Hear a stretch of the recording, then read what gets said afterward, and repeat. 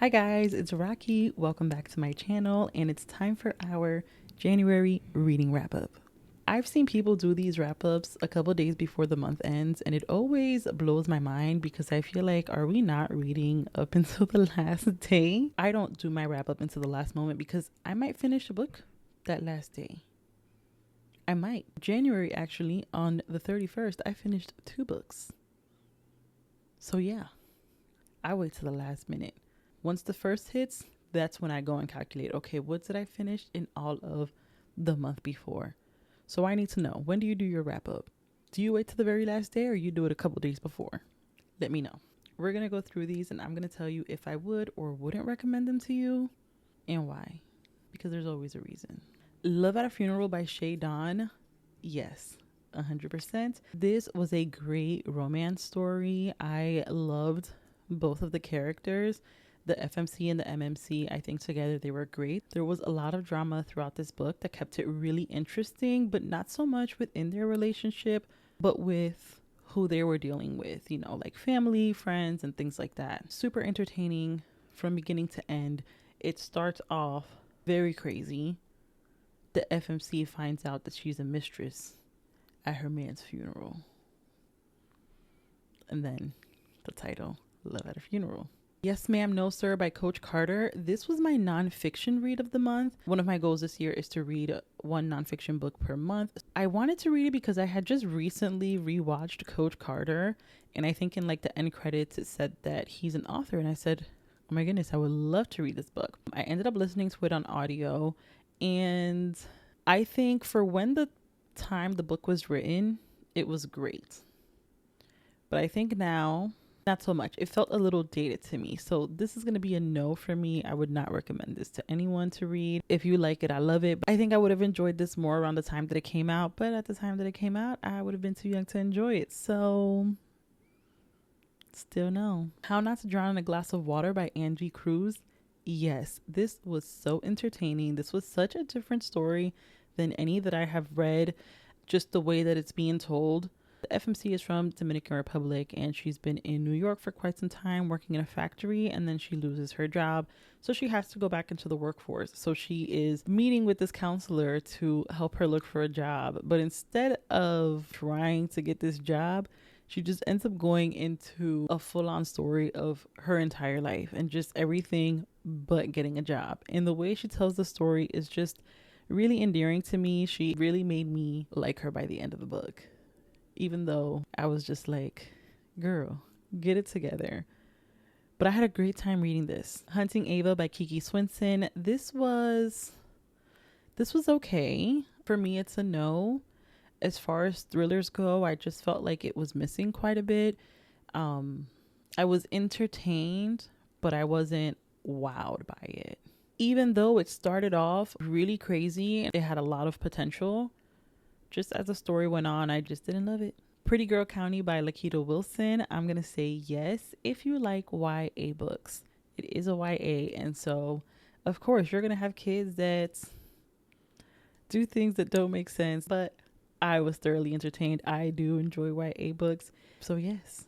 Bat Eater and Other Names for Cora Zeng by Kylie Baker. Yes, this was a horror around the time of COVID. It kind of brought me back to that time. It was really crazy to see, and I think Kylie did a really great job of showing a different side of this time that I don't think a lot of people may have considered.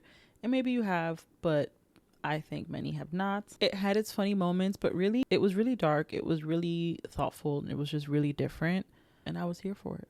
Beautiful Ugly by Alice Feeney.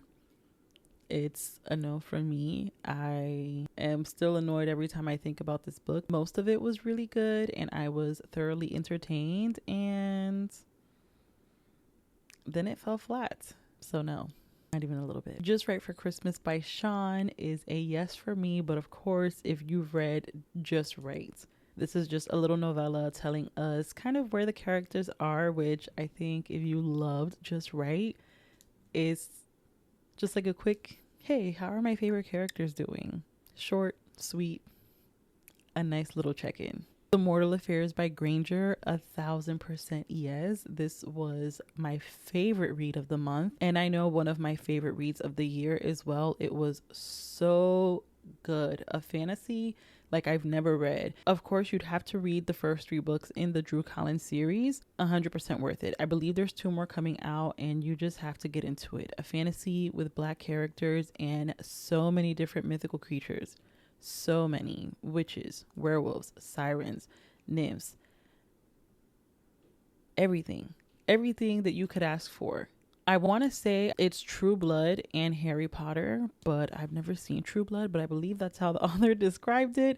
But they have different houses and they're in this underground college. Mortal Affairs specifically is a little bit different than the other books in the series. It's still in the underground. It's still with a lot of mythical creatures in the same timeline as the other stories, but with different things happening. Amazing. Hamora is a character I don't think I'll ever forget. She is the realest character. She was quirky, but she was real. She was never afraid to be herself and stand on her own 2 feet. Just admirable. And even though it's a fantasy, there's also so many different aspects in this story. It's mysterious. It's suspenseful. It has some romance. It just has everything that you want in a book. And it's going to make you want to keep reading and keep reading and keep reading. A must. Love Radio by Ebony LaDelle. Yes. Also, if you like YA, because it is a YA romance. But even if you don't like YA, I feel like you would love this. This is such a cute romance story. I know that they're young. They both have their struggles. He is a very young man, but he's the man of the house and has so many things on his shoulders, and she has some trauma that makes her kind of lash out at everything. But it's very cute. It's very cute and it's a fun time. Our Vicious Oaths by N.E. Davenport. This is a yes, even though I did feel like there were some parts that were a bit slow in the middle. There was a couple of missed opportunities to kind of expand into certain things. Like the history and what certain things mean. I did want to see a couple of things earlier in the book, and it kind of gave it to us at the end and then finished. But even with that, I still did enjoy it. And if you like a fantasy and you like fays that are Black with grills, yeah. The Bewitching by Silvia Moreno-Garcia. This is a tough one. Because I did like it. I did.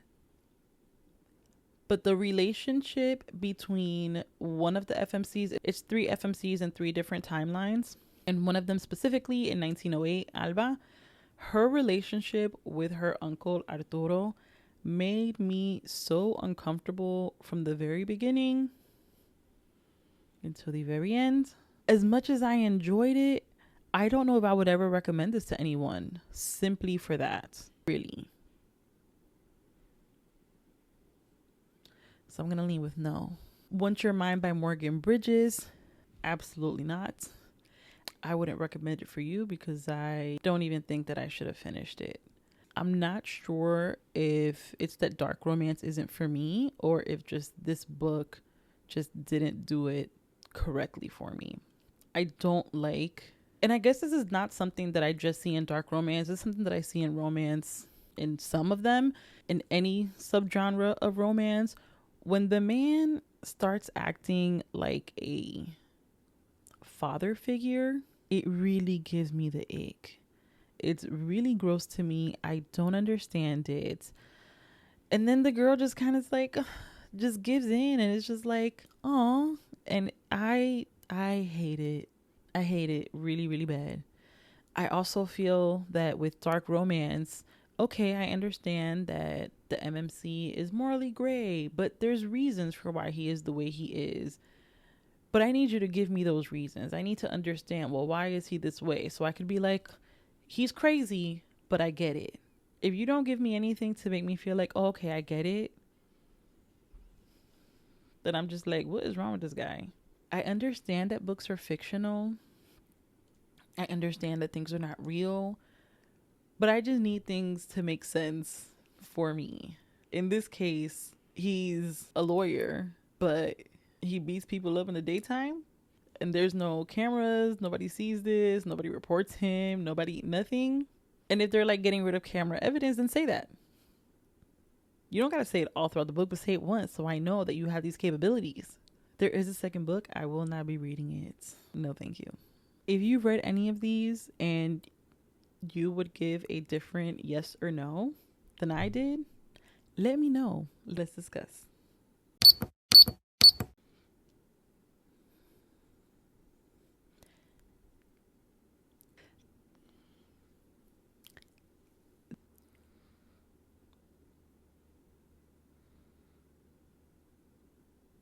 Hello.